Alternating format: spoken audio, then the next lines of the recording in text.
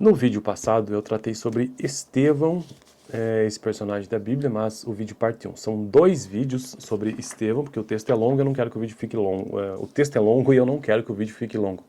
Estou construindo uma playlist nesse canal sobre todos os personagens da Bíblia de A a Z. Eu já gravei todos os personagens que se iniciam com a letra A, B, C, D e atualmente estão na letra E, Estevão. Então, o livro texto base, bom, vou mostrar no final para não tomar tanto tempo aqui. O vídeo número 1, a parte 1 sobre Estevão, descobri que foi um personagem do Novo Testamento, principalmente do período dos primeiros anos ali do cristianismo, então do cristianismo primitivo, e ele foi considerado um diácono no sentido de servidor. Então ele foi nomeado juntamente com outros 6 pelos apóstolos a se responsabilizarem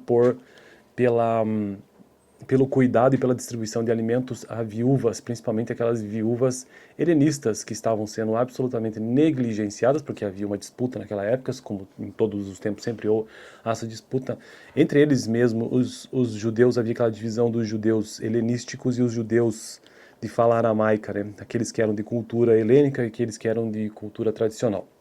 E aí aqueles que tinham a cultura helênica, ou seja, de influência grega, eram negligenciados pelos os mais puristas, vamos dizer assim. Então, por isso, nesse contexto é que surgiu essa necessidade de ter pessoas responsáveis por cuidarem do alimento para essas viúvas que estavam sofrendo, estavam sendo negligenciadas pelos cristãos hebreus, e que são aqueles, digamos, puristas.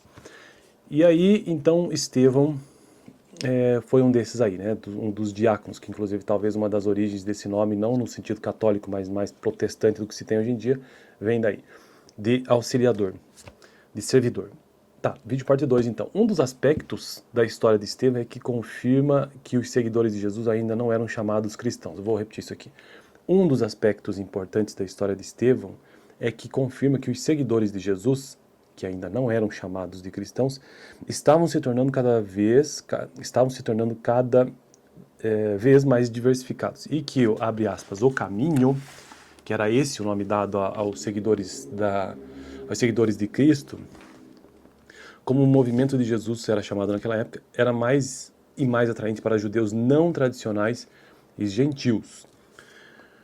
Então aqui é uma posição colocada, né? Se havia essa divisão entre judeus hebreus, vamos dizer assim, os mais puristas, e os helenísticos, de influência grega, né? Helenistas, então aparentemente esse cristianismo chamado de o caminho era mais atraente a esse tipo de judeu. Isso confirma que os helenistas judeus não eram vistos pelos judeus cristãos como gregos. Isso confirma que os helenistas judeus não eram vistos pelos judeus cristãos como gregos, mas como judeus... Opa, eita, bati no meu tripé aqui. Mas como judeus com uma herança grega. Estevão não estava envolvido no conflito helenista hebraico, mas ele se preocupava com o conflito entre os judeus seguidores de Jesus e os judeus que rejeitavam sua posição como Messias. E embora ele próprio fosse um judeu helenista, entrou em conflito com as sinagogas onde ele se falava grego em Jerusalém. Os líderes da sinagoga dos libertos, composta principalmente de judeus de Cirene e Alexandria, escravos que tinham provavelmente conseguido comprar sua liberdade, debateram com Estevão sobre Jesus. Mas eles não puderam resistir à sabedoria e ao espírito com que ele falava. Isso está registrado em Atos 6, 9 e 10, porque a história toda aqui está registrada no livro dos apóstolos. Assim, ou então Atos dos Apóstolos. Assim eles tentaram outra estratégia, incitando o povo contra Estevão, acusando-o de blasfêmia. Então aqui nós entramos numa outra parte da história, eu entro aqui numa outra parte de Estevão. Vamos ver que tragédia, ou se é que vamos ter uma tragédia nessa história. Acusando-o de blasfêmia contra Moisés e Deus. Eles o trouxeram diante do Sinédrio para julgamento e lá produziram falsas testemunhas contra ele. Estevão falou de maneira eloquente, mas, ao fazer isso, mostrou que ao longo da história os judeus não tinham dado ouvidos a Deus, assim como não o estavam ouvindo naquele momento. Furiosos, eles o arrastaram para fora da cidade e o apedrejaram até a morte. Então Estevão foi morto, veja só. Enquanto faziam isso, os acusadores deixavam seus mantos aos pés de um jovem chamado Saulo. Meu Deus, então olha a conexão. Interessante isso aqui, cara. Eu nem lembrava dessa história, realmente não lembrava. A conexão da história de Estevão com Paulo, né? Furiosos, eles o arrastaram para fora da cidade e o apedrejaram até a morte. Enquanto faziam isto, os acusadores deixavam seus mantos aos pés de um jovem chamado Saulo, que aprovava o apedrejamento.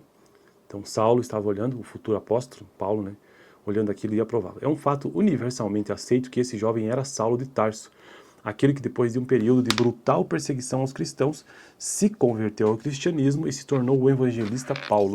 Por esse relato e pelo peso da tradição antiga, Estevão é citado como o primeiro mártir cristão. A história também estabelece firmemente que a igreja é uma igreja mártir, e tal martírio seria um modo garantido de se alcançar o céu. Atos 7, 56, 59 ao 60, o verso. E então finalizo aqui todos os 3 vídeos sobre a história de Estevão, que é uma história interessante e ao mesmo tempo dramática, né? Porque eu nem lembrava que ele tinha sido morto dessa maneira. Então ele foi morto e foi considerado o primeiro mártir cristão, óbvio, depois do próprio Cristo, né? Então, e a influência dele sobre Paulo, né? Sobre Paulo.